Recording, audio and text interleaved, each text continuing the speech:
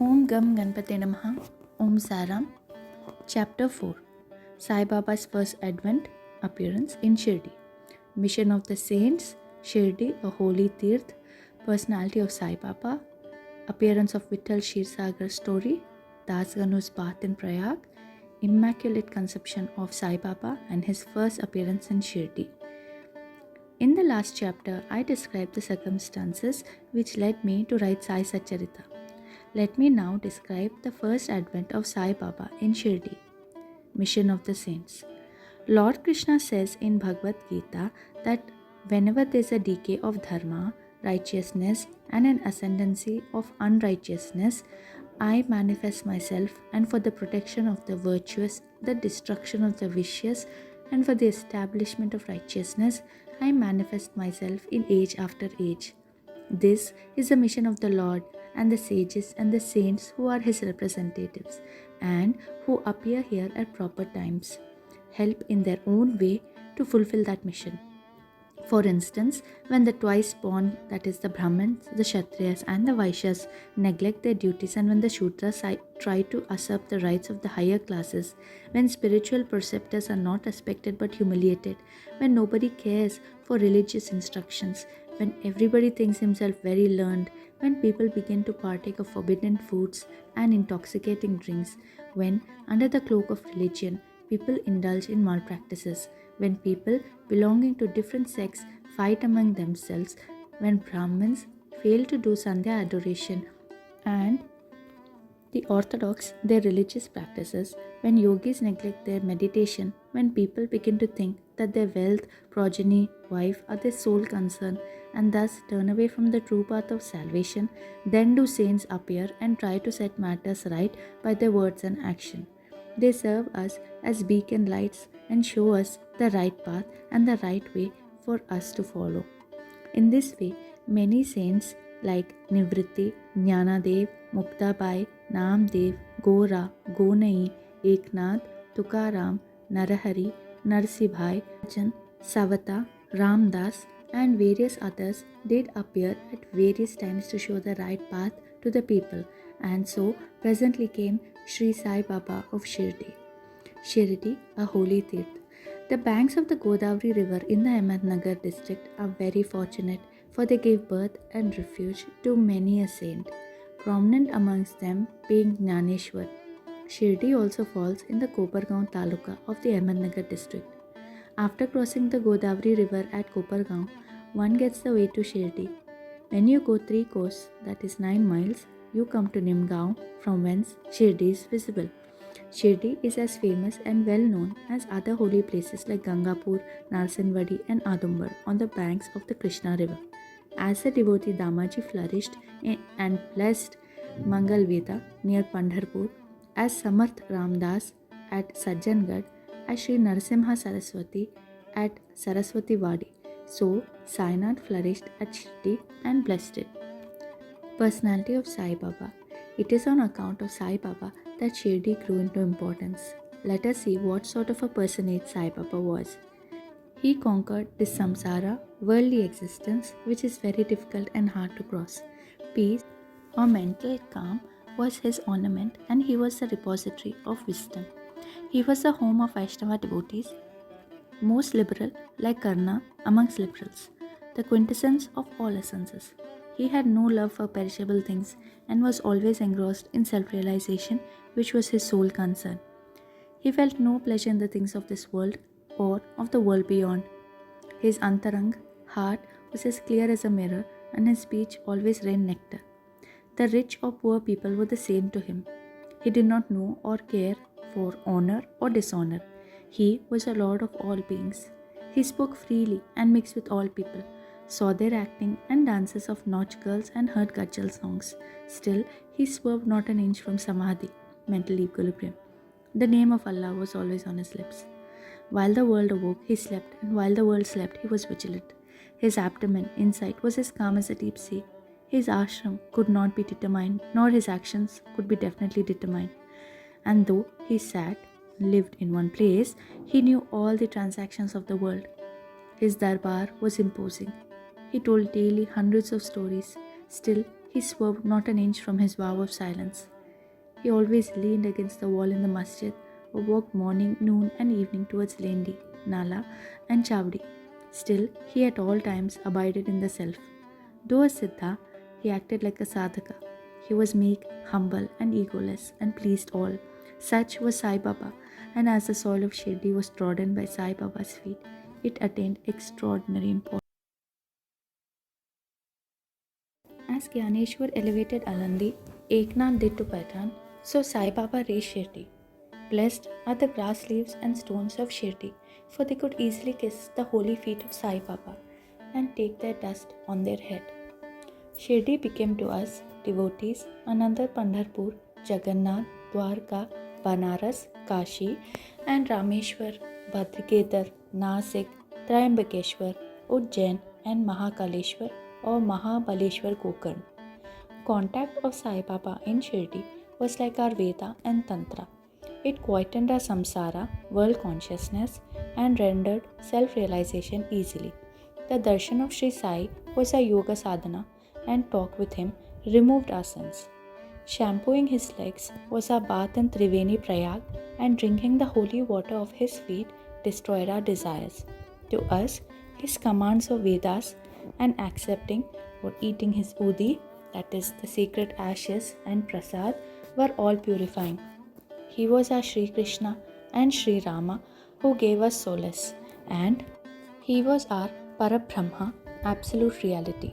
He was himself beyond the pair of dvandvas opposite, never dejected nor elated. He was always engrossed in his self as existence, knowledge, and bliss. Shirdi was his center, but his field of action extended far wide to Punjab, Calcutta, North India, Gujarat, Dhaka, now in Bangladesh, and Konkan. Thus, the fame of Sai Baba spread far and wide, and people from all parts came to take his darshan and be blessed. By mere darshan, minds of people, whether pure or impure, would become at once quiet. They got here the same sort of unparalleled joy that devotees get at Pandharpur by seeing Vitthal Rakhumai. This is not an exaggeration. Consider what a devotee says in this respect. The dictum of Gaulipuva. An old devotee by name Gaulipuva, aged about 95 years, was a Varkari of Pandhari. He stayed 8 months in Pandharpur and 4 months, Ashada to Kartik, that is July to November, on the banks of the Ganges. He had a donkey with him for carrying his luggage and a disciple as his companion. Every year he made his wari or trip to Pandharpur and came to Shirdi to see Sai Baba, whom he loved most. He used to stare at Baba and say, "This is Pandharnath Vitthal incarnate, the merciful Lord of the poor and helpless." This Gaulipuva was an old devotee of Vithoba and had made many a trip to Pandhari, and he testified that Sai Baba was real Pandharinath. Vitthal himself appeared. Sai Baba was very fond of remembering and singing God's name. He always uttered Allah Malik, God is the Lord, and in his presence made others sing God's name continuously day and night for 7 days. This is called Namaskaram. One day he asked Daskanu Maharaj to do the Nam Saptaha. He replied that he would do it provided he was assured that Vitthal would appear at the end of the 7th day. Then Baba, placing his hand on his chest, assured him that certainly Vitthal would appear, but that the devotee must be earnest and devout. The Dankapuri, that is Thakur of Thakurnath, the Pandhari of Vitthal, the Dwarka of Ranchor, Krishna, is here in Shirdi. One need not go far out to see Dwarka. Will Vitthal come here from some outside place? He is here only. Only when the devotee is bursting with love and devotion, Vitthal will manifest himself here in Shirdi. So said Baba. After the Saptaha was over, Vitthal did manifest himself in the following manner. Kaka Sahib Dikshit was, as usual, sitting in meditation after the bath, and he saw Vitthal in a vision. When he went at noon for Baba's darshan, Baba asked him point blank, "Did Vitthal Patil come? Did you see him? He's a very truant fellow. Catch him firmly. Otherwise, he will escape if you be even a little inattentive." This happened in the morning, and at noon there was another Vitthal darshan. One hawker from outside came there for selling 25 or 30 pictures of Vithoba. This picture exactly tallied with the figure that appeared in Kaka Sahib vision. On seeing this and remembering Baba's words, Kaka Sahib Dikshit was much surprised and delighted.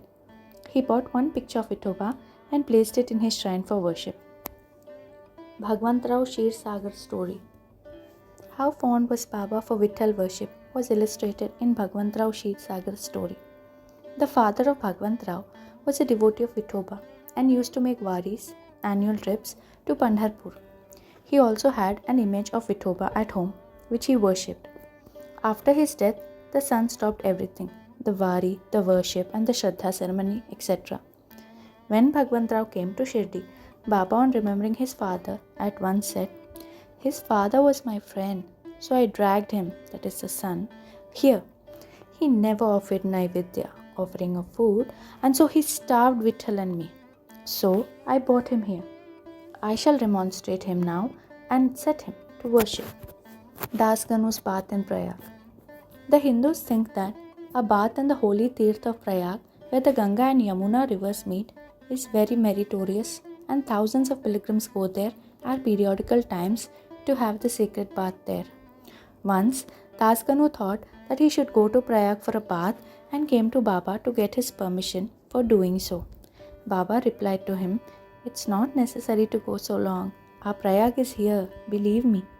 Then, wonder of wonders, when Das Ganu placed his head on Baba's feet, out came or flowed streams of Ganga, Yamuna, water from both the toes of Baba. Seeing this miracle, Das Ganu was overwhelmed with feelings of love and adoration and was full of tears. Inwardly, he felt inspired, and his speech burst forth into a song in praise of Baba and his Leelas. Immaculate Conception of Sai Baba and his first advent in Shirdi. Nobody knew the parents, birth or birthplace of Sai Baba. Many inquiries were made, many questions were put to Baba and others regarding these items, but no satisfactory answer or information has yet been obtained. Practically, we know nothing about these matters. Namdev and Kabir were not born like ordinary mortals. They were found as infants and mother of pearls. Namdev being found on the bank Bhimarathi river by Gonai and Kabir on the bank Bhagirathi river by Tamal. Similar was the case with Sai Baba. He first manifested himself as a young lad of 16 under a neem tree in Shirdi for the sake of bhaktas. Even then, he seemed to be full with knowledge of Brahman. He had no desire for worldly objects even in a dream. He kicked out Maya, and Mukti, deliverance, was serving at his feet.